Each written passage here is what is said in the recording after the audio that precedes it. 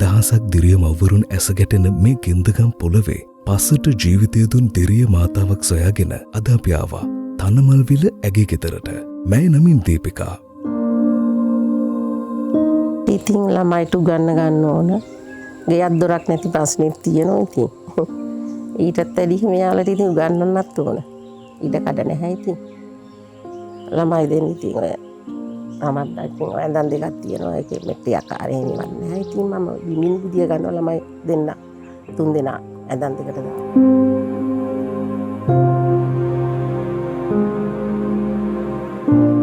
පියෙකු නොමැති ලොව විටක පියෙකුගේ චරිතයට පනපවන මේ අම්මා කාසිකොල අතට එනකොට ඇය ඒවා ගැලපුවා හරියටම. ගිනිහල්ගේ රස්නේ තරමටම නිතරම දරුදුක පපුවේ ඇවිලුණු මේ අම්මා ජීවිතේන හැම කුණාටුවකටම ශක්තිමත්ව මුහුණ දෙනවා. දරුවන්ගේ අධ්‍යාපනය වෙනුවෙන් තමන්ගේ බඩගින්න හංගගත්ත මේ ශක්තිවන්ත මව අපට යලි යලිත් මතක් කර දෙන්නේ අම්මිකුට තම දරුවන් වෙනුවෙන් කරන්න බැරි දෙයක් නොමැති බවයි. මහලොකුවට කාසිපන මත නොගැසෙන නිසාම ඇගේ වීරයෙන් ඇය දරුවන්ට උගන්වන්නට වෙරදරන නිසා ඔවුන්ට ප්‍රමාණවත් ඉඩකඩක නිවසක් තනන්නට ඇයට නොහැකි වෙලා. ඒ නිසාමයි අපි තීරණය කළේ ඔවුන්ට අවැසි නිවසක් තනා දෙන්න.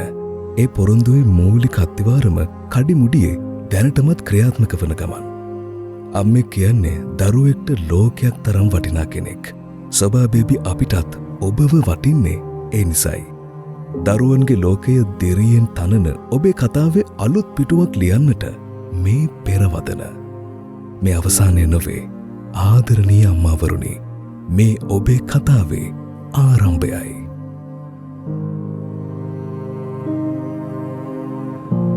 වැස්සමුත් වැහි 7ක් එක පිට ඇඳුම් තිබුණේ වේලිලා. වැස්ස සීතල කොතෙක් තිබුණත් හාල් තිබුණේ බත් වෙලා. ඉදුණු පොඩිහුණු කොළ අතරින් කොළපාට කොළ අමුණලා හරි හරියට ගැලපුවාම ඒ පත් අතරේ ඇය ගොඩනගන්නේ බුලත් විටක්ම පමණක් නොවේ. ධෛර්යයෙන් පෙරුණු ඇගේ පවුලේ කතාව. ඇය ඒ අතරේ මුමුණනවා. මහ පොළොව වගේම සියල්ල උහුලාගෙන බර වැඩියකයා කිසිදා මැසිවිලි නොනගා පවුලේ කතාවලිය නෑය නමින් ඉනෝකා මදුෂානී. මං කියන්නේ කවදාවත් අතහරින්න හොඳ නෑ. මොන දේ නැති වුණත් දරුවෝ වෙනුවෙන් අපි ජීවත් වෙන්න ඕන. මොකෝ තාත්තලාට වඩා ලොකු වගකීමක් තියෙන අම්මලාට. අපි අතෑරියොත් අපේ දරුවෝ සම්පූර්ණයෙන්ම විනාශ වෙනවා. අද මගේ දරුවෝ වුණත් මං ආඩම්බරෙන් කියනවා මගේ දූ සස්පල දක්වාම ඉගෙන ගන්නේ මම පස්සෙන් හිටිය නිසා. මමත් කලින් හිතුවේ නෑ උලත් ඉඳ හදලා හරි ජීවත් වෙන්න පුළුවන් වෙයි කියලා. අපිට පුළුවන් වුණාට මොනම දේ වුණා මං කියන්නේ අතාරින්න හොඳ නෑ.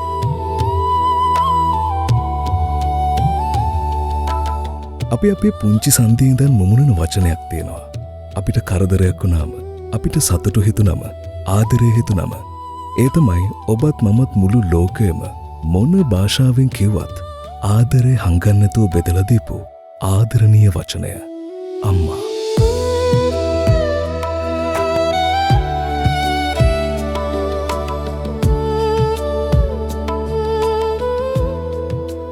ජීවිතයට එන කුණාටු අතර ශක්තියක් වෙමින්, අඳුරු දවස්වල ආලෝකයක් වෙමින් තම දරුවන්ගේ හැම පියවරක් පසුපසින් ඇය ආදරයෙන් බලන් ඉන්නවා. ඇයට ලස්සන හෙටක් නොදැක්කත් තම දරුවන්ගේ හෙට දවස ලස්සන කරන්න දවල් රෑ නොබලා හීන හින්දින ඇයට වෙහෙස කියන්නේ තවත් එක වචනයක් පමණයි.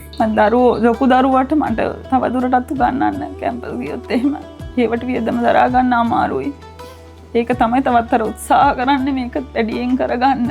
දවසම මම සමහර දවසට ගෙදර නෑ පාරේ බුලත් ගේන්න යනකොට එහෙම මං අකුරැස්ස ගිහින් සමහර දවසට එන්නේව නෑ. බස් වල පයින් එන්න ඕන. පුදුම දුකක් විඳින්න ඉතින්. ඒත් ඉතින් මට අතාරින්න බෑ. දුවෙක් ඉන්නවා. දරුවෝ දෙන්නෙක් ඉන්නෝනේ තව. දිරියෙන් ජීවිතය දිනන ඇයට තවත් ශක්තියක් එක් කරමින් ඇගේ ව්‍යාපාරය තවත් අඩියක් ඉදිරියට තියන්න ඇයට අවශ්‍ය දේ සපයන්න අපිට හැකියාව ලැබුණා. ඇයට සමුදෙමින් අපි මේ යන්නේ තවත් දිරිය අම්මා කෙනෙක් සොයමින්.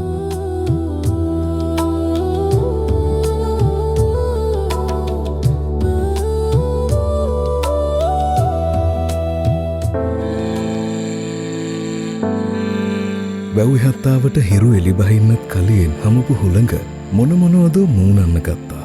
ඒ මේ ලෝකේ තියෙන වටිනාම අකුරු තුන අම්මා.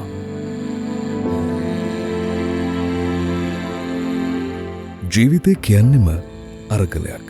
අපි ජීවිතය දැකපු ලොකුම අරගලකාරය තමයි ඇය.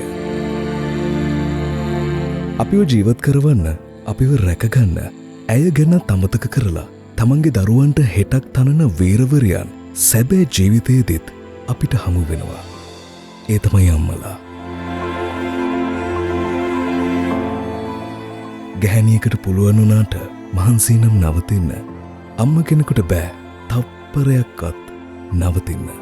දරුවන්ගේ දරුවන් වෙනුවෙන් තප්පරයක්වත් නොනවතින ඇයව අපිට හමුවන්නේ ස්වභාවේබි අපි දිරිය මව්වරුන් සොයා යන ගමනේදී.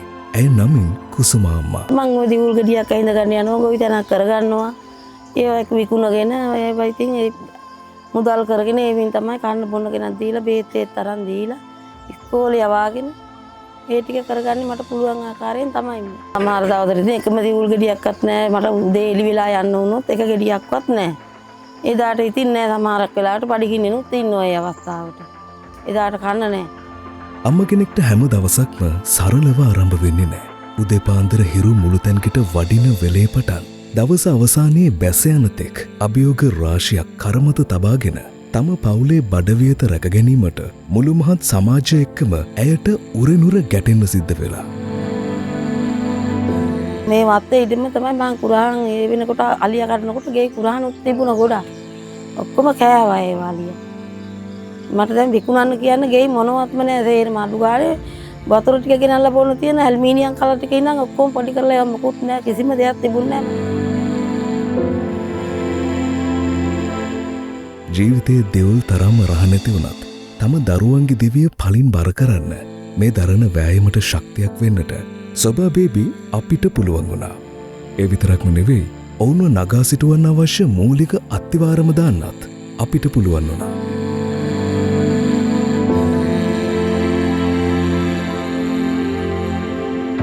මුළු ලෝකයක් දිරියෙන් තනන්න ඇප කැප වෙන ආදරණීය අම්මාවරුන්ට සුබ මව්වරුන්ගේ දිනයක් වේවා.